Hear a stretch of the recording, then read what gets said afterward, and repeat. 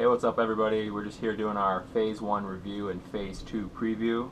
If you've been following along with us with Phase 1, you saw that for the first week we just did regular lifting style. The rest between workouts was probably, between sets was probably minute and a half. Yeah, and so the whole week we would do the same style. Week 2 we did supersets, kind of shortened our rest up a little bit and made it a quicker workout because we were doing one thing after the other. Week 3 was pre-exhaust, which was really intense for the body, really blasted the isolation movements before we moved into the compound lifts. And then week 4 we did pyramid training, which was really intense. We used the 20-15-10-5 rep range, and we would superset that with another exercise as well. But on the way back, we would burn out 5, 10, 15, 20 rest, and 5, 10, 15, 20. And phase 2? Yeah, so phase 2, what that is, it's going to be the next 4 weeks, so weeks 5 through 8.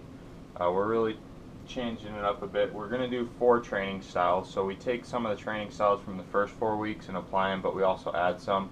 So the first one is pre-exhaust. It's exactly like we did on week 3 with pre-exhaust. So you're going to start the workouts backwards and go through it. Now, on some of the days, he'll talk about where they have a smaller muscle group.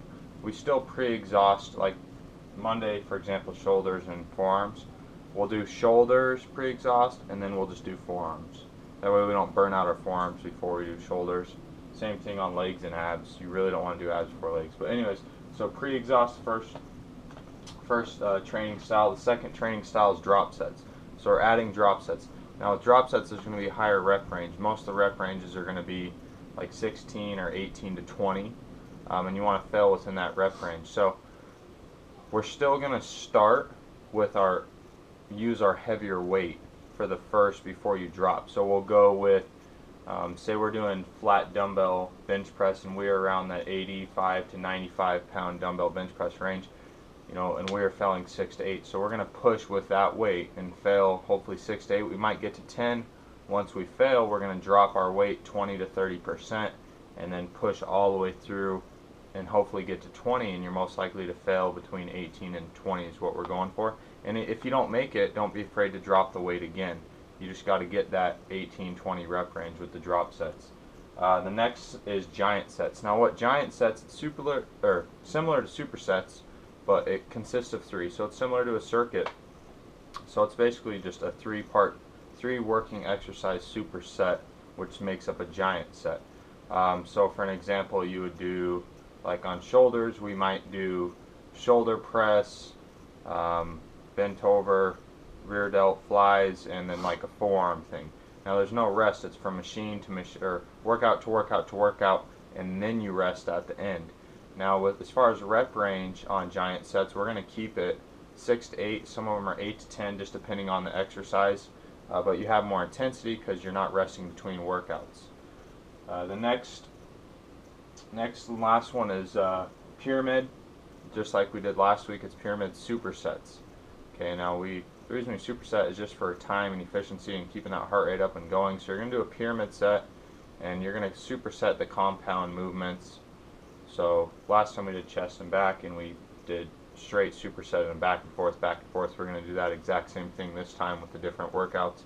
And we're changing up the workout, the body parts, combinations, and also adding some different workouts. Tanner's going to talk about the days of the week and what we're doing. Yeah, so for this coming week, week 5, on Monday we're doing shoulders and forearms.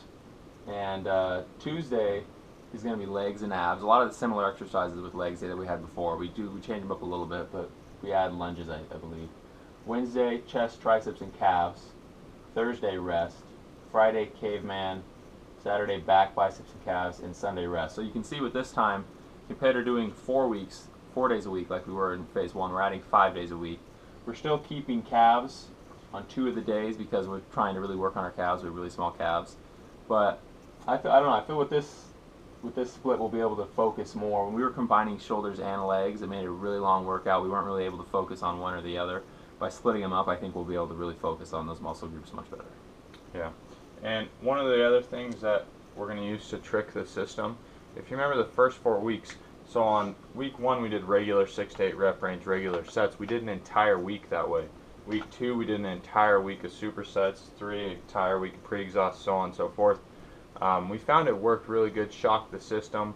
really exhausted the system, which can be good, but to confuse the system your body even more, what we're going to do this time is we're going to keep our Monday through Sunday, the workout days exactly the same, but we're going to use these 4 elements. If you notice, there's 4 major lift days: shoulders and abs, legs, chest, back, and biceps.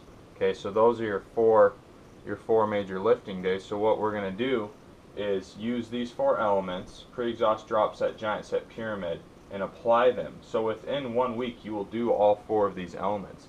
So for example, week 5, shoulders and forearms will be pre-exhaust, legs and abs will be drop sets, chest and triceps will be giant sets, and then back, biceps, and calves will be pyramid sets.